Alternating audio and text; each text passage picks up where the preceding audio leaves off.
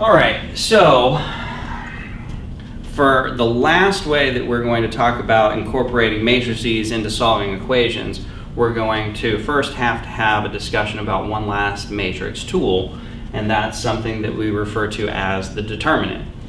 It's another way of kind of quantifying a matrix by using a single number. So we have the idea of how big is that matrix in terms of the number of rows and the number of columns.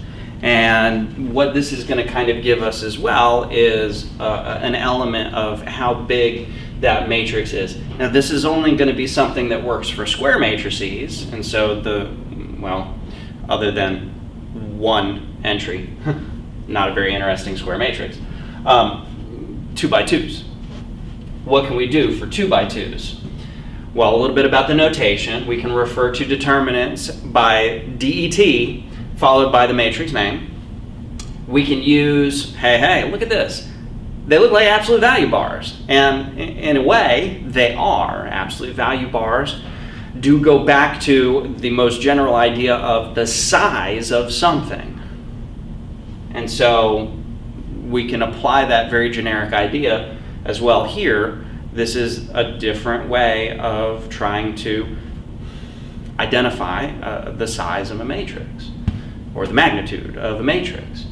And we can also use those same straight bars like absolute value bars and put the entries inside. Now what calculation we're actually working through for this particular 2 by 2 matrix is we're going to multiply the entries along the main diagonal here, upper left to lower right, and then we're going to subtract what we get when we multiply along the crosswise diagonal. So using those generic matrix entries, row 1 column 1 times the row 2 column 2 entry minus the row 1 column 2 entry times the row 2 column 1 entry. So in this particular case here, the matrix that we had seen before, the 2 times 2 minus the 3 times -1, giving us that value of 7. So in this particular case, say that determinant is equal to 7. Now clearly that's not telling us a whole awful lot, so hopefully there's something else that's useful about that particular number 7 that we can bring into play. And yes, there will be, otherwise we wouldn't be talking about this sort of thing. Again, just to roll through a quick example here, slightly different notation in the way that this looks. We're using those bars already right off the bat. So the bars already telling me I'm going to find the determinant. So I've got to make sure that I'm recognizing this is not just, hey, I gave you a matrix. I told you to, what? I told you to find a matrix? No, it doesn't make any sense. These aren't brackets. This isn't a matrix. This is, with the bars, the determinant of the matrix 2, 6, 1, 3. So those things are already wrapped together with one another. And again, the formula that we have for calculating this is to take our main diagonal entries and multiply them together. And then subtract, well, I'm writing a little small there, that's a bit ridiculous, that we would then subtract the multiplication of the other, I'm going to say non-main diagonal entries, in order to come up with our determinant, our value here. So in this case, 2 times 3 is 6, 1 times 6 is 6, 6 minus 6 is 0. Okay. Well, I wonder if that's going to be in any way important or relevant as we move along, but, well, as with any calculation, I mean, we've got a few things going on here. There are lots of different things that could happen. Feasibly, because this has got subtraction in it, we could end up with a negative answer. And certainly we could have decimals and fractions that show up depending on whatever kinds of entries we might have to contend with as part of our matrix for which we would want to find that determinant. So those sorts of things can also show up.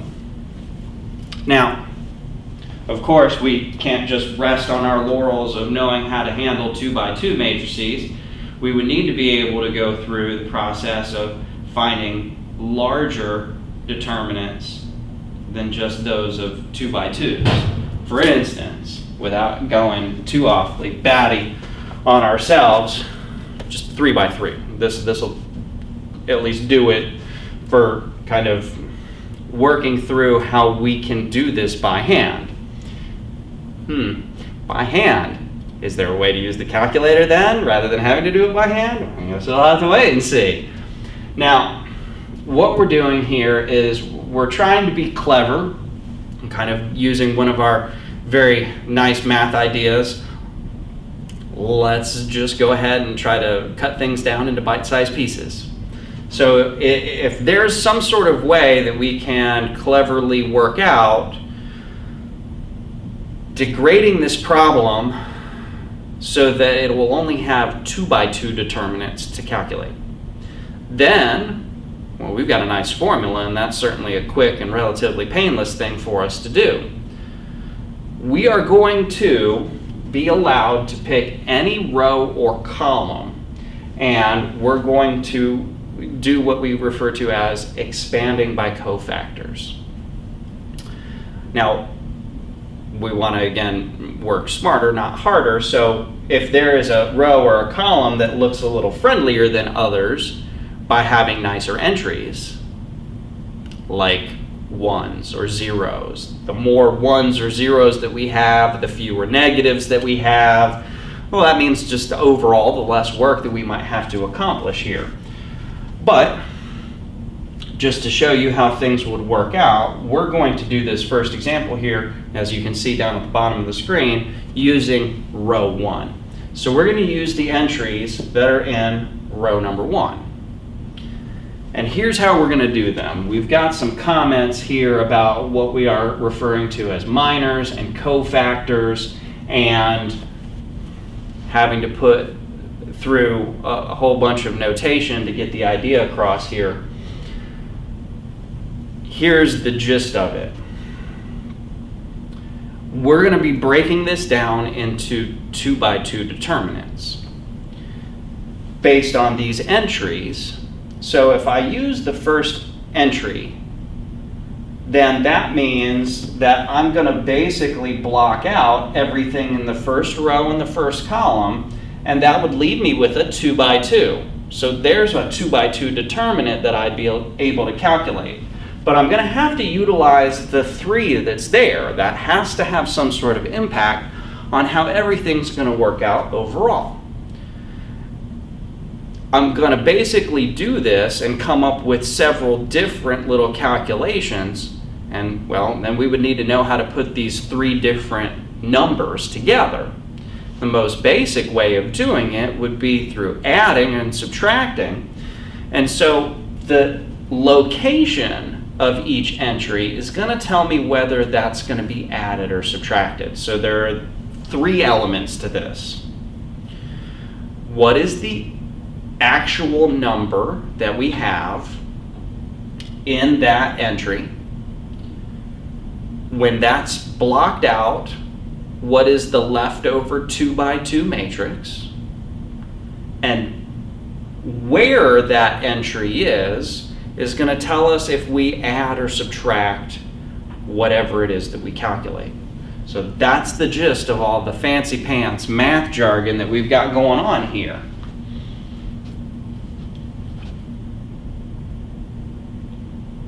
So here's how this goes. For these individual little determinant calculations, first entry of that first row, we're going to basically cross out the first row and first column, and we're going to be left with a 2 by 2 determinant that we can calculate. We're going to move to the second entry in that row 1, and we're going to cross out the first row, second column, and we're going to now be left with another different 2 by 2 determinant that we can calculate. And then we move on to the last entry, and that's going to give us a last 2 by 2 determinant for us to calculate. So these individual determinants are what we refer to as minors. So now all this cofactor business, here's how this is going to run through. we are going to have the first row, first column entry, first row, first column. So adding the entries index numbers and using that as a power on -1. That's so that the location of my entry is going to tell me if I add or subtract. So that means that in this particular case, that's just going to be a straight adding. I didn't have to change my determinant of -2. I didn't have to change my determinant of -2. I'm going to kind of do another example here where this gets a little bit better condensed down, kind of get a little bit nicer feel for how this all really fits together and how you can fit it together all in one shot, really. So bear with me. I'll show you something that's maybe a little bit friendlier to you. When I move to the second entry, that's the first row, second column. So first row, second column. Now that's going to tell me I'm going to be subtracting that entry. Well, I'll go ahead and incorporate that with the determinant that we calculated, and there's a -1. So there's a way of incorporating that like that. The -1 and the power based on the last entry, so row 1, column 3, sends me back to adding. So I have a little alternating sort of effect here because I'm only tinkering with the determinants for the moment. First determinant stayed the same, second determinant changed the sign, third determinant stayed the same. And then I go ahead and put those entries, first entry, 3, first determinant with the appropriate adding or subtracting connected to it, gave us a value of -2. The second row, or excuse me, first row, second column entry was a 2. And with the determinant and the adding or subtracting element already combined together. And then the third entry, the row 1, column 3 entry, and then the last determinant, which already has the either adding or subtracting element incorporated in it, giving me now a calculation that I can work out for a final answer for this large matrix. And that determinant for this large matrix is a -4. Clearly a lot to work through, and certainly taking up a lot of time and space. So here's a more abbreviated version of that, as I promised you. We can start pretty much any way that we want, but since we're kind of building 3 pieces at a time, let's go ahead and start with the easiest part, frankly. Are we going to be looking at our first stuff being added or subtracted? So we're going to, still using row 1, look at that first entry, row 1, column 1. So for even, we're counting it out on our fingers, for even numbers that we count on our fingers, we're going to add. So add. We're going to use the 3, so there's the 3. And then if I use my hands and I block out the first row and first column, I'm going to be left with that 2 by 2 determinant. So I'll go ahead and write that 2 by 2 determinant down like so. Then the next entry that I would use in column 1, or sorry, row 1, row 1, column 2. So counting it out on my fingers, that's an odd number. Odd numbers get subtracted. The 2 showing up from that entry. And if I use my hands and I cross out the row and the column for that entry, what is left over is a 2 by 2. So that gives me my determinant for that part. My entry, row 1, sorry, I've got to count it out the right way. Row 1, column 3. So I've counted out on my fingers another even number. So even numbers counted out on our fingers mean that we're adding the actual value itself in that entry. And then crossing out that row 1, column 3 is going to leave me with this 2 by 2 determinant to calculate.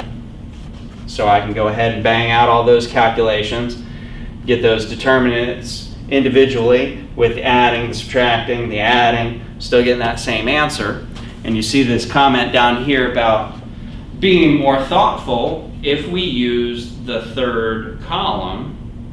So, ooh, somehow that got a little rearranged. Let's see if I can just go ahead and move those back over to where they were supposed to be. So, using column 3. Why column 3? Well, let's look at this for a minute. Column 3's got a 0 in it. Well, so does row 3. Okay, well, what else is different between row 3 and column 3?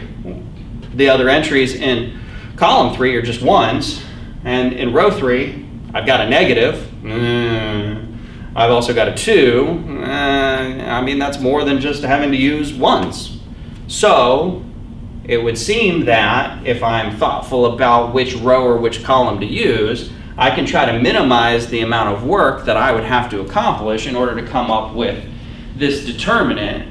And again, because I'm doing this by hand, I want to work smarter, not harder. And that's going to be trying to pick the row or the column that helps me minimize that amount of work, the amount of effort. We're going to start again with, do we add or do we subtract? And that's based on the location of the entry. So, row 1, column 3, that's a count, an even count on my fingers. So we are going to add for this first part. Add. We're going to have to utilize the entry from that, which is the pink number 1. Then we are going to want to write down the determinant, the 2 by 2 determinant that would come from crossing out that first row, third column. So we can see that there, 1, 2, negative 1, 2. 1, 2, negative 1, 2. Then if we move down to the next entry, counting it out on our fingers, row 2, column 3, that is an odd number. This is going to be subtracted. This is going to utilize the orange entry, which is again a 1. And then if we cross out that row 2, column 3, we would have the determinant 3, 2, negative 1, 2. And then at the end, we've got the row 3, column 3. That would be counting out an even number of fingers. So this is going to be back to a plus sign. We would be using that purple entry, which is a 0. And we would be, well, for argument's sake, we'll throw this in there, but shoot, as soon as we say we're going to multiply by 0, it actually really doesn't matter what that matrix looks like. But just to be full, complete, official, crossing out the third row, third column, giving us that last determinant that would have been 3, 2, 1, 2. Now that's actually, again, not going to make any difference because of the purple 0. So all I'm really looking to calculate here, well, the positive 1's not going to do squat. 1 times 2 minus negative 1 times 2. So 1 times 2 minus negative 1 times 2.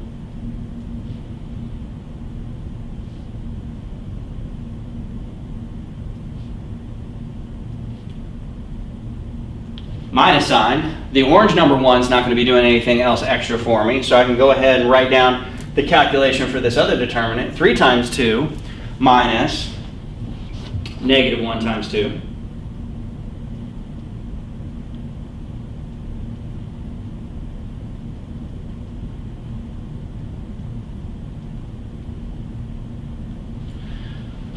So 2 minus 2, sorry, negative 2 is 2 plus 2, which is 4.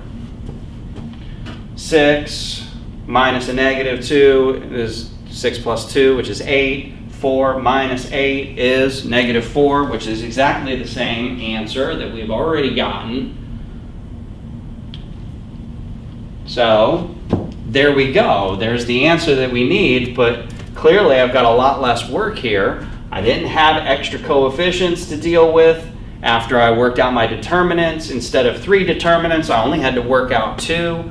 So there are certain smart things about the work that I do that can help minimize the amount of work that's necessary. So looking at one more example before we actually kick it back to the calculator and show you how exactly you can also use the calculator to do these determinants. If we've got this particular matrix and we want to calculate the determinant, because those bars are already on there, so this is automatically telling us here's the matrix and go find that determinant.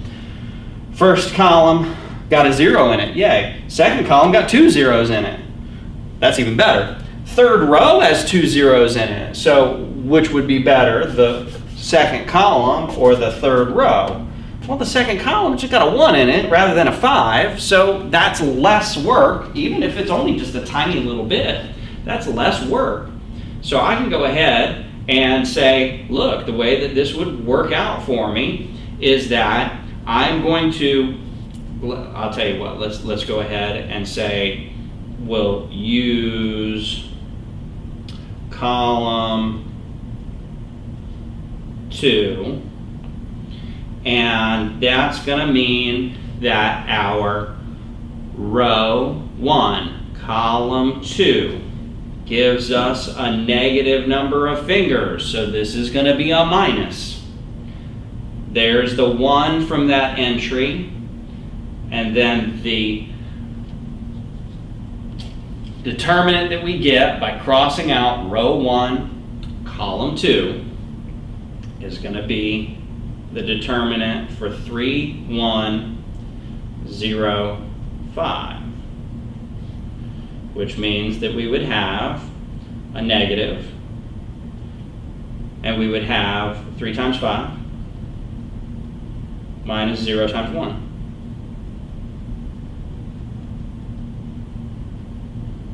Which means that we would get an answer, negative 15. That's it. We don't have to worry at all about using the row 2, column 2 entry. We don't have to worry about using the row 3, column 2 entry, because those are both zeros. So no matter what those determinants would work out to be, to multiply those by 0, and then I'm going to take this stuff, I'm going to add 0. That's not going to change anything. So this is all I have to calculate because I was thoughtful about what I tried to do in working through this expanding by cofactors business. Now again, I can verify that these answers are correct using the calculator. I would want to go into my calculator, into the matrix menu, and enter these matrices. So we're going to go into our matrix menu and we're going to pick a name to use. We can, for the first one, just call it matrix A. That works. Certainly no need to be crazy about things.